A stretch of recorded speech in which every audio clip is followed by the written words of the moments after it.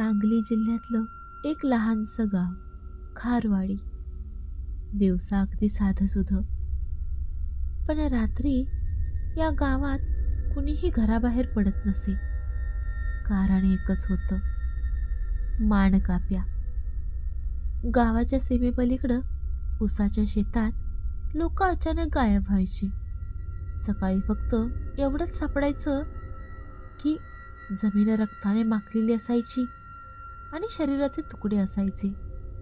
डोकं मात्र कधीच सापडायचं नाही. पोलीस केस बंद, कारण काही पुरावा नव्हता आणि आरोपी कधी दिसलाच नाही. शहरातून आलेला मयूर हा क्राईम रिपोर्टर होता. त्याला अंधश्रद्धा मान्य नव्हती. माणकाप्या नाही, सिरियल किलर असेल असं म्हणून इन्व्हेस्टिगेशनसाठी तो गावात आला. गावकऱ्यांनी त्याला इशारा दिला, रात्री 12 नंतर बाहेर जाऊ नको. मयूर हसला. त्याच रात्री तो कॅमेरा घेऊन शेताकडे गेला. रात्री 12:30 वाजले होते. खूप वारं सुटलं होतं. ऊस हलू लागला होता. कॅमेऱ्यातून अचानक कुणाची तरी पावलं दिसली, नंगे पाय आणि रक्ताने माखलेली. हे पाहून मयूरचा श्वास थांबला.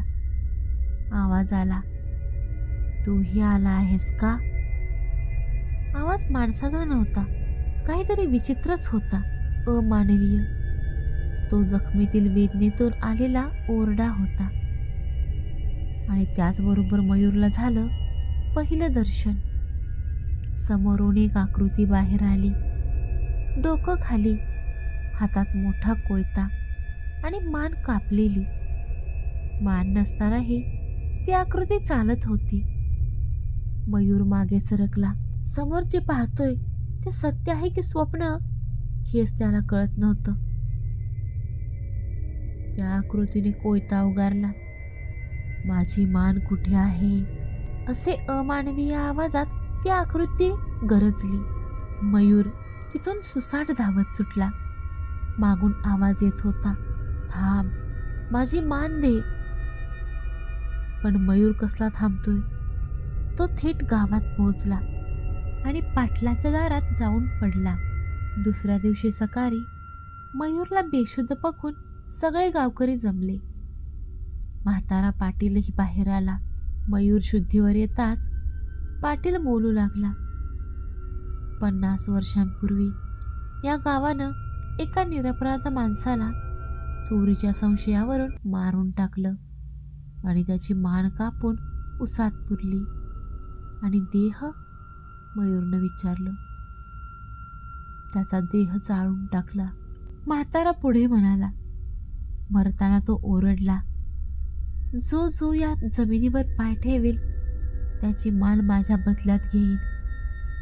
आणि त्या रात्रीपासून तो मानकाप्या झाला. मरताना त्याने जो तळतळाट दिला होता तो खरा ठरला. तो मान शोधतोय पण कधीच समाधानी होत नाही.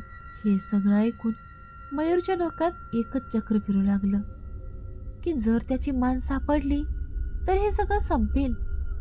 म्हणून तो पुन्हा शेतात गेला आणि जिथं जिथं संशय आहे त्या ठिकाणी तो खणू लागला. खणताना त्याला एक कवटी सापडली. पण पाठीमागून एक भरडा आवाज आला, ती माझी नाही. मयूरच्या तोंडचं पाणी पळालं. तो वळला तर माणकाप्या अगदी त्याच्या समोर उभा होता.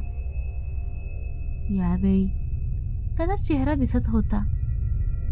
तो मयूर सारखाच दिसत होता. मयूर धडपडत पाठीमागे पडला. यावर माणकाप्या म्हणाला, प्रत्येक बळी माझ्यासारखाच का दिसतो माहितीये? कारण आता तू पुढचा आहेस.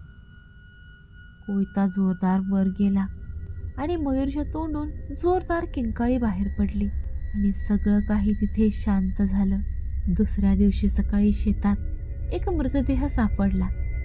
शरीर पूर्ण पण डोकं गायब. आणि थोड्या अंतरावर एक कॅमेरा पडला होता. त्यात शेवटचा सीन होता. माणकाप्या, हातात मयूरचं डोकं आणि चेहऱ्यावर शांत हसू. आजही खारवाडीत लोक सांगतात, रात्री ऊस हलताना दिसला आणि कुणी थांब असं म्हटलं तर समजायचं की माणकाप्या तुम्हाला हाक मारतोय. ही भयकथा तुम्हाला कशी वाटली कमेंट करून सांगायला विसरू नका. व्हिडिओ आवडला तर व्हिडिओला लाईक आणि चॅनलला सबस्क्राईब करायलाही अजिबात विसरू नका. भेटत राहू अशा छान छान भयकथांसोबत. तोपर्यंत धन्यवाद.